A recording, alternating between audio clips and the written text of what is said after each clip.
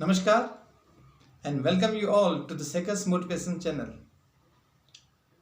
Friends, हमारे घरों में अक्सर कुछ धार्मिक अनुष्ठान होता रहता है।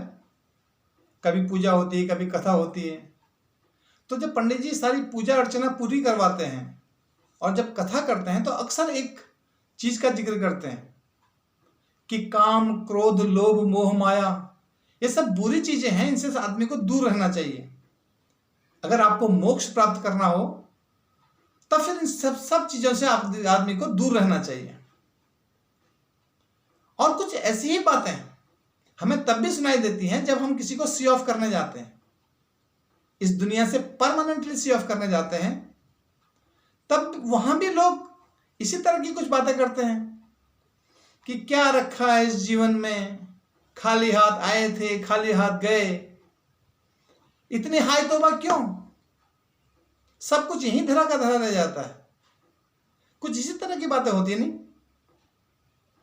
ये मोक्ष है क्या, इसकी ठीक ठीक जानकारी मेरे पास नहीं है, लेकिन मुझे इतनी जानकारी जरूर है कि ये इस जीवन के बाद की कोई जीवन है, उसके बारे में शायद बात हो रही हो। इसलिए इस जीवन के बारे में इसका कोई रोल नहीं है, इसको कोई एक्सपीरियंस भी नहीं है। फ्रेंड्स, ये सारे शब्द जिनसे हमें दूर रहने की शिक्षा दी जाती है और सदियों से दी जा रही है, ये सारे शब्द कोरे शब्द नहीं है। इनमें एनर्जी है, इनमें चेतना होती है, इनमें मनुष्य को आगे बढ़ाने की ताकत होती है। और इन सारे शब्दों का इस जीवन में, कम से कम इस जीवन में तो बहुत इंपॉर्टेंट रोल होता है। इसके बाद के जीवन के बारे में मुझे कुछ नहीं कहना, क्योंकि मेरा कोई एक्सपीरियंस नहीं है, लेकिन इन सब शब्दों के बिना इस जीवन की कल्पना भी करना मुश्किल हो जाता है। यही जीवन खुशहाल हो, सुखी हो, संपन्न हो, उल्लास और उमंग से भरपूर हो, बस इतनी सी तमन्ना है। फ्रेंड्स, ये बातें हमें बताता कौन है, ये शिक्षा हमें सदियों से कौन देता आ रहा है? क्या ईश्वर खुद आके हमें बताता है? ये हमारे महान ऋषि मुनि ये हमें बताते हैं, या ईश्वर का जो दूत होने का दावा करते हैं वो हमें बताते हैं? और जो हमें बताते हैं वो क्या खुद इन सब चीजों से विमुख हैं, इन सब चीजों से मुक्त हैं? आइए एक स्टडी करते हैं कि उनके जीवन में इन चीजों का कुछ रोल है भी क्या नहीं है। शुरुआत करते हैं भगवान से ही। भगवान शंकर, देवों के देव महादेव, सर्वशक्तिशाली, सर्वव्यापी, सर्वज्ञ। उनका एक तीसरा नेत्र भी होता है, सबको पता है। ये तीसरा नेत्र किस लिए होता है, कब इसका उपयोग होता है, और जब ये खुलता है तब होता क्या है? सृष्टि में प्रलय आ जाती है, प्रलय, सब कुछ विध्वंस हो जाता है, हर किसी चीज का विध्वंस हो जाता है। और ये सारी क्रियाएं क्या भगवान शंकर खुशी खुशी करते हैं, हैप्पीली करते हैं, या क्रोध में आके, गुस्से में आके ये सब चीजों का काम होता है? और भगवान राम जब अयोध्या से वनवास था और उसके बाद वो लंका जा रहे थे तो समुद्र की याचना करी कि रास्ता दे दे, रास्ता दे दे। समुद्र ने नहीं दिया। तब उन्होंने अपना धनुष बाण उठाया पूरे गुस्से से कि सुखा दूंगा अगर समुद्र की मुझे रास्ता नहीं देगा। तो यही कहा था ना। तो ये किस चीज का प्रतीक था? गुस्सा था, कुछ करना था, वो ऑब्स्टिकल हो रहा था, गुस्सा आया ना। और सुदर्शनधारी, उनके बारे में बात क्या करें? हमारे महान ऋषि मुनि, ऋषि महान संत विश्वामित्र के बारे में सुना है? मेनका विश्वामित्र की कहानी तो सबको पता है। और हमारे तमाम तरह के आज के युग के जो हमारे पूजनीय लोग हैं, हमारे आज के युग के, आज के समय के जो महान आत्माएं जिनको हम मानते हैं, तमाम तरह के साधु संत किस किस अपराध में जेल की सलाखों के पीछे हैं, जिनका वर्णन भी यहां नहीं किया जा सकता, ऐसे अपराधों की श्रेणी में है। महात्मा गांधी ने अंग्रेजों को यहां से बाहर निकाल दिया था, ये तो सभी को पता है ना। क्यों निकाला था?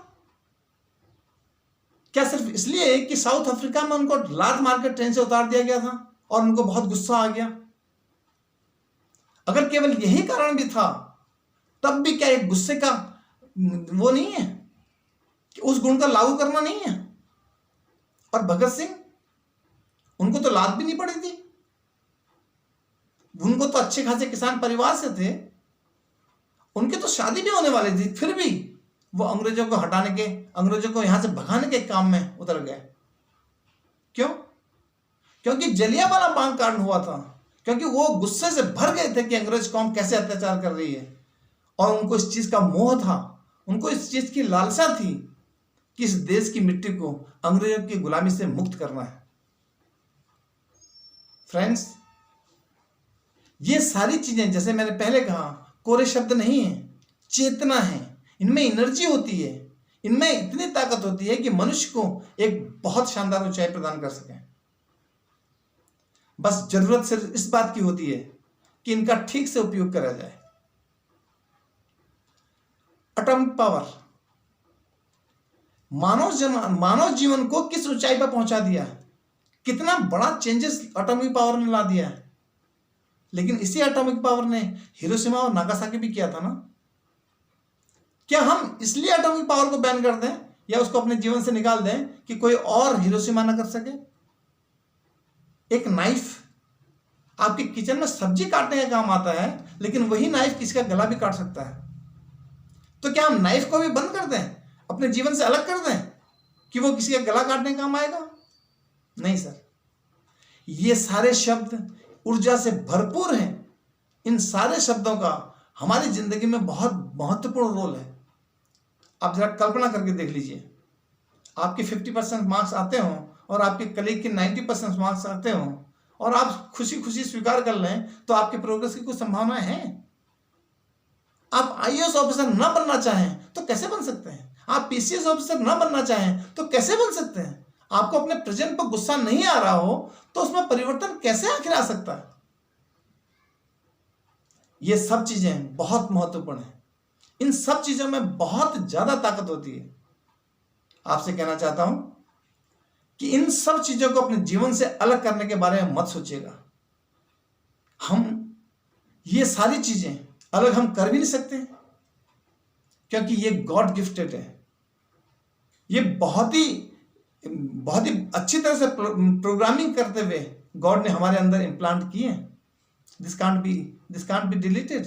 आप कर भी नहीं सकते, तो ऐसी कोशिश ही क्यों करनी, ऐसा प्रयास ही क्यों करना जो हो ही नहीं सकता?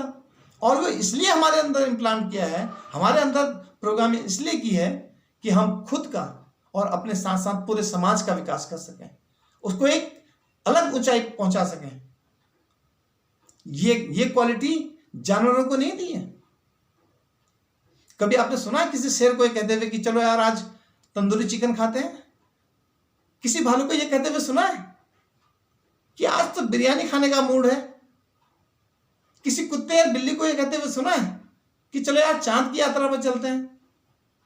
ये क्वालिटीज मनुष्य को ही बख्शी है भगवान ने, तो इससे अलग होने के बारे में सोचना भी पाप है। इसका उपयोग कैसे हो खुद के लिए, इंटायर समाज के लिए, इस पर सोचने की बात है। इन सब चीजों से आप खुद, इन सब चीजों का उपयोग करते हुए आप अपने कैरियर में वो ऊंचाइयां हासिल कर सकते हैं जिसकी कोई और लोग कल्पना भी करना उनके लिए मुश्किल होता है। और आपको वो ऊंचाइयां हासिल करनी ही चाहिए, क्योंकि ये सक्सेस आपकी अकेली नहीं होती, इंटायर सोसाइटी आपके साथ ग्रो करती है। So please never ever think of putting these qualities away from you. अपने से दूर करने की कोशिश मत कीजिए। अपने साथ समाज का विकास करो, इस काम में सब चीज का उपयोग कीजिए। Thank you very much.